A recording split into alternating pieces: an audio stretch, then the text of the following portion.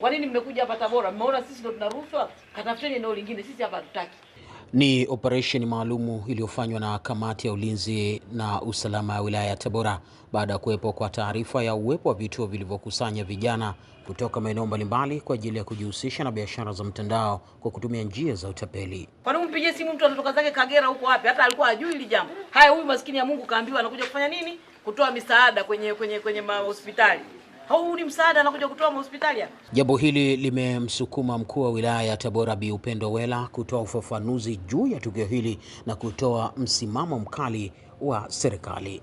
Katika siku za hivi karibuni tumepata taarifa kupitia vyombo vyetu vya usalama kwamba kuna vijana mbalimbali ambao wameletwa kwenye eneo letu la wilaya ya Tabora na wamekuja kwenye makundi mbalimbali, kwa maana kwamba wamekuja wakiaminishwa kwamba wanakuja kufanya biashara kwa njia ya mtandao. Kwa hivyo kupitia vyombo vya usalama hivyo vimefanya ufuatiliaji na kufuatilia kwa siku kadhaa na kubaini maeneo kama matatu. Kwa mfano kwa leo tumepita kwenye maeneo matatu. Kampuni ya kwanza inajiita kama kwa jina la Alliance Global Marketing, lakini ya pili ni QNet. Na hii ambayo tumetoka hapa sasa hivi inajiita kwa jina la QI. Lakini wote ukiwasikiliza inaonekana kwamba azma yao ni moja. Na ukiwauliza ndio hivyo, wanapigiwa simu sasa na wenzao ambao wako hapa wakiaminishwa kwamba wanakuja kupata fursa ya kibiashara, fursa ya kikazi, lakini kuna fedha wanatakiwa kulipa. Wengine wametakiwa kulipa 600,000, wengine wamelipa bilioni 4 wanatakiwa walipe ili waweze kupata hizo bidhaa na kuweza kuingia kwenye hiyo network ya biashara. Kwa hivyo maelekezo yetu kama kamati ya usalama kwenye wilaya yetu ni kwamba vijana hawa wote warudi kwenye maeneo yao walikotoka. Na wito wetu kwa wazazi sasa ni kuhakikisha wanajiridhisha na watoto wao wanapowaambia wamepata fursa ya kibiashara, wajue ni biashara namna gani. Vinginevyo watoto wao wanaingizwa kwenye vitendo vya utapeli, udanganyifu na ulaghai. Kwa sababu katika hali ya sasa hivi tukiulizana, kweli mtu anunue bidhaa ya shilingi milioni 4 halafu ndipo wewe upate bonus ya shilingi $200 wanaambiwa. Sasa tutaweza kuona kweli kwa hali ilivyo, hali halisi.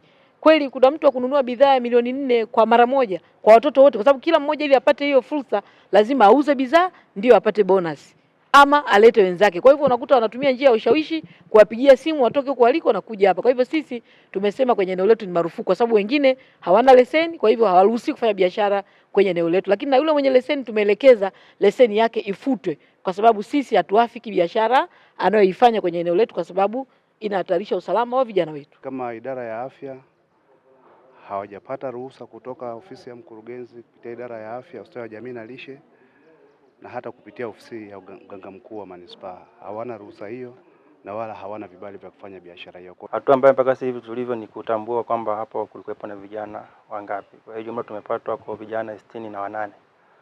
Kwenye vijana 68 kwa siku ya leo ambao wamesema wako tayari kuondoka ni vijana 4. Lakini kesho kuna kundi lingine litaondoka na kufikia Alhamisi tutakuwa tumemaliza zoezi. Kwa upande, lakini kwa upande wa pili ambao tulienda mtaa wa Mpera vijana wengi wameondoka, lakini kuna kundi la mwisho ambalo linatarajiwa kuondoka kesho. Na kesho asubuhi majira saa 2 tutafika pale kuagana na wale ambao walikuwa wanatumia darasa au ule ukumbi kwa ajili ya hili zoezi, kukabidhi funguo na mikataba ambayo ilikuwa imesainiana na mwenye nyumba. Kwa hiyo pale biashara tulikuwa tumeifunga rasmi kwa siku ya kesho saa 2. Lakini hapa mpaka Alhamisi na imani watakuwa wameondoka vijana wote.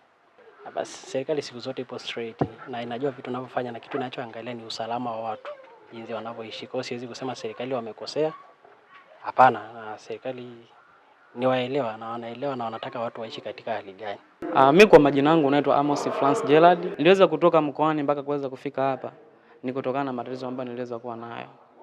Kwa baada ya kuweza kufuatilizia kimtandaoni na kuweza kujua kwamba hii ni kampuni inazalisha au ina bidhaa ambazo zinaweza kunitibu mimi matatizo yangu, ndio chanzo cha kuweza kunifanya mimi mpaka nikatoka huko mkoani mpaka na kufika hapa Tabora.